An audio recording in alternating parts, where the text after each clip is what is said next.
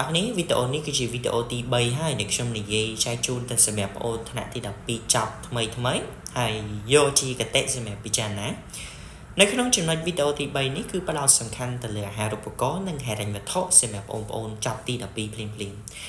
អាហារូបករណ៍និងហិរញ្ញវត្ថុគឺជាស្នូលមែនតែនសម្រាប់បងប្អូនទាំងអស់គ្នាអាចនឹងឈានជើងទៅកាន់សាកលវិទ្យាល័យបានប្រសិនបើបងប្អូនអត់មានហិរញ្ញវត្ថុមួយយ៉ាងល្អបងប្អូនអាចមានអាហារូបករណ៍ក៏យើងមានលទ្ធភាពបន្តបោះជើងចូលមកកាន់សាកលវិទ្យាល័យដែរហើយវាគឺជាកាត់មោទកភាពសម្រាប់បងប្អូនមែនទែននៅក្នុងការទទួលបានអាហារូបករណ៍ឬក៏ជាសមិទ្ធផលមួយយ៉ាងត្រចះត្រចង់សម្រាប់បងប្អូនទាំងអស់គ្នាចឹងយើងក៏លេខទៅសួរថាចំណុចទី3របស់ខ្ញុំនេះមានគោលការណ៍អីសំខាន់សម្រាប់បងប្អូនចំណុចទី1តកតងទៅនឹងការស្វែងរកនិងដាក់ពាក្យអាហារូបករណ៍ការស្វែងរកនិងការដាក់ពាក្យអាហារូបករណ៍គឺកំពុងពេលដែលបងប្អូនកំពុងមើលវីដេអូខ្ញុំចាប់ផ្ដើមទៅស្វែងរកភ្លាមខ្ញុំគិតថានៅក្នុងថ្នាក់សាកលវិទ្យាល័យមួយចំនួនកំពុងតែត្រៀមពាក្យមួយចំនួនដើម្បីបងប្អូន register ដើម្បីសុំចូលការប្រកួតប្រជែងជាមួយនឹងអាហារូបករណ៍សាលាមួយចំនួនទៀតបានផ្ដល់អាហារូបករណ៍យ៉ាងច្រើនសម្រាប់បងប្អូនមិនថាក្រសួងមិនថាស្ថាប័ន institute ធំគឺផ្ដល់ឱកាសអាហារូបករណ៍សម្រាប់បងប្អូនច្រើនមែនទែនប្រសិនបើសតវត្សនេះហើយយុវជនយើងនៅតែឈរនៅគោលការណ៍ថាអត់មានអ្នកប្រាប់វាប្រៀបដូចជាមនុស្សដែលអត់បានប្រើប្រាស់ប្រព័ន្ធអ៊ីនធឺណិតអញ្ចឹងប្រសិនបើសម័យនេះហើយកុំចាំបាច់គេឆ្កឹះមើលវីដេអូខ្ញុំហើយឃើញកន្លោះទៅចុច like មួយទៅហើយយើងទៅផ្ដើមទៅស្វែងរកពាក្យអាហារូបករណ៍ចឹងជាវេទិកាមួយដែលបងប្អូនទាំងអស់គ្នានៅក្នុងសាកលវិទ្យាល័យដឹងអំពីអត្ថន័យនៃការដាក់អាហារូបករណ៍យើងត្រូវដឹងភ្លាមយើងចង់ចូលទៅកាន់សាកលវិទ្យាល័យដែរប្រសិនបើសាកលវិទ្យាល័យនឹងមិនជាប់យើងមានឱកាសនៅសាកលវិទ្យាល័យមួយទៀតពីខ្ញុំសូមឲ្យទាំងអស់គ្នាដែលកំពុងរៀនទិន12ហើយមានភាពប្រកែ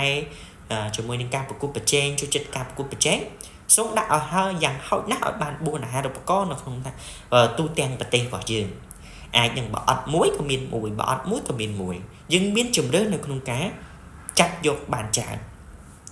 ប៉ុន្តែក៏នៅថាកុំភ័យខ្លាចជាមួយនឹងការប្រកួតប្រជែងព្រោះថាយើងគង់តែប្រកួតប្រជែងជាមួយនឹងខ្លួនឯងទេនៅក្នុងថ្នាក់សាកលវិទ្យាល័យចូលមកដល់សាកលវិទ្យាល័យណា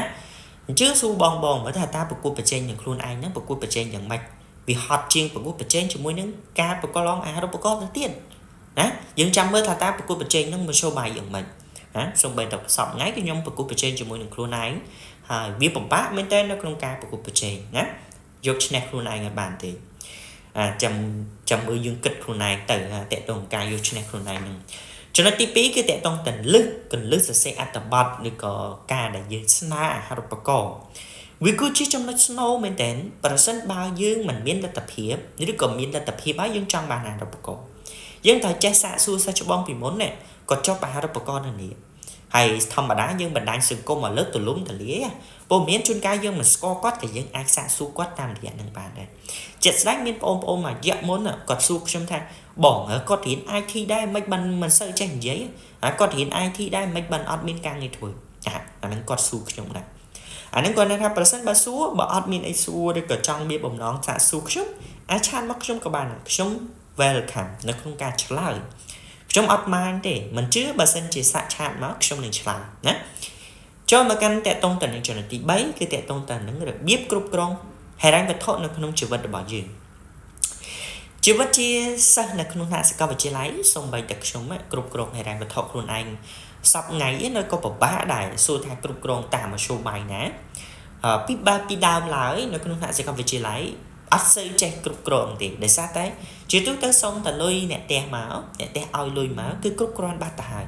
ប៉ុន្តែក្រោយពីយើងមានជីវិតនៅក្នុងការដែលយើងដឹងថាហិរញ្ញវត្ថុយើងចងក្រងដោយមធ្យោបាយណា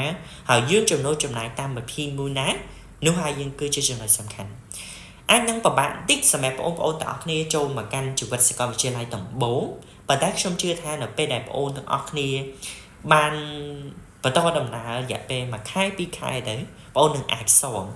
ប៉ុន្តែក៏នៅថាបញ្ហាហិរញ្ញវត្ថុការសិក្សានេះនៅក្នុងសាកលវិទ្យាល័យខ្ញុំសាក់ចេះមែនតើប្រសិនបើបងប្អូនអត់មានផ្ទះនៅភ្នំពេញទេឬក៏ជួលគេទេដំបូងឡើយបងប្អូនគួរតែមកនៅជាក្រុមសិន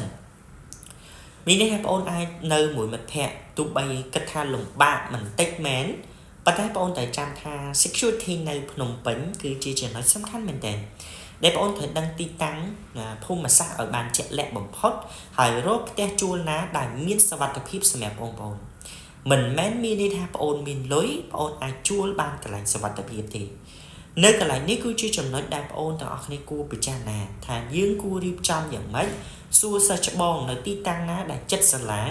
ហើយទីតាំងណាដែលមានសុវត្ថិភាពសម្រាប់បងប្អូនទាំងអស់គ្នានេះគឺជាចំណុចដែលនិស្សិតភាគច្រើនគឺរងគ្រោះច្រើនមែនទែនកុំចង់បានឯករាជ្យពេញលេញពេកប្រសិនបើកាលណាឯករាជ្យពេញលេញបងនឹងប្រឡែងដែរហើយខ្លួនយើងកាលណាប្រឡែងវាទៅហើយដូចគោដាច់កន្លោះអញ្ចឹងប្រសិនបើគោដាច់កន្លោះមានន័យថាវាទៅហើយទៅមកខ្យល់ហ្នឹងវាទោះបីដឹងថាគ្រោះថ្នាក់យ៉ាងម៉េចក៏វាទៅដែរប៉ុន្តែប្រសិនបើបងអូនរកកន្លែងណាដែល security ទីហោ example ផ្ទះជួលយើងម៉ោង9 កន្លះគេបិទទ្វារអញ្ចឹងដាច់ខាតយើងជាមនុស្សម្នាក់ដែល strictable មានវិន័យយ៉ាងច្បាស់ឡាស់ថាtime ប៉ុណ្ណេះគឺយើង finish គេ close the door បើសិនជាគេបិទទ្វារមានន័យថាយើងត្រូវពិភាក្សាថាយើងអត់អាចដើរចេញក្រៅផ្ទះហួសម៉ោងបានទេអាចត្រឹមតែម៉ោង 8 កន្លះយើងចូលផ្ទះម៉ោង 9 យើងមកដល់បន្ទប់អាហ្នឹងវាគឺជាអ្វីដែលដាក់វិន័យសម្រាប់បងប្អូននៅក្នុងសាកលវិទ្យាល័យមិនមែនមានន័យថារកផ្ទះជួលណា24ម៉ោងទេមានផ្នត់កំណត់យុវជនមួយចំនួនគាត់ថាគាត់ចង់បានសេរីភាព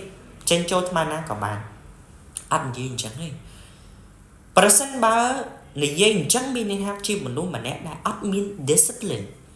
វិន័យសម្រាប់ខ្លួនឯងទេសម្រាប់ជីវិតទេខ្ញុំនិយាយអញ្ចឹងតែម្ដងវាត្រូវការពេលវេលានៅក្នុងការដែលកំណត់ជាក់លាក់សូម្បីតែគោលដៅជីវិតនៅក្នុងសាកលវិទ្យាល័យរបស់បងប្អូនទាំងគ្នាបងតែពិចារណាអាចនិយាយថាគិតតិចមិនឲ្យគិតដល់ស៊ីជម្រៅទេព្រោះបងប្អូនអត់តន់ឆ្លងកាត់នៃជីវិតសាកលវិទ្យាល័យអញ្ចឹងបងប្អូនអត់ដឹងទេវាជួសចត់យ៉ាងម៉េចវាជួបឧបសគ្គអីខ្លះបងប្អូនអត់តន់ដឹងប៉ុន្តែសូម្បីស្ដាប់សិនហើយបងប្អូនយកទៅគិតថាបងនិយាយប្រាប់ថាឲ្យនៅពេលទៅឡើងទៅភ្នំពេញជួលផ្ទះឬក៏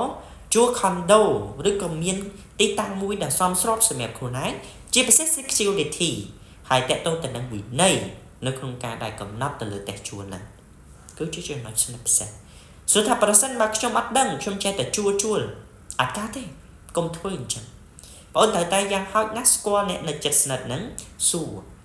ទីតាំងណាល្អទីតាំងនេះសមអត់វាឆ្ងាយពីសាលាពេកអត់ហើយធ្វើដំណើរមានស្ទះផ្លូវអត់បងត្រូវពិចារណានៅចំណុចនេះអូខេណាហើយទឹកភ្លើងយ៉ាងម៉េចដែរព្រោះទីក្រុងភ្នំពេញច្រើនផ្ទះខ្លះគឺដាច់ភ្លើងផ្ទះខ្លះគឺដាច់ទឹកហ្នឹងគាត់ថាវាជាវេទិកាដែលបងអូនត្រូវពិចារណាខ្ញុំអត់ចង់ brief ឲ្យច្រើនទេប៉ុន្តែគាត់ថាសរុបមកវិញចំណុចពិសេសគឺតកតងទៅនឹងការដែល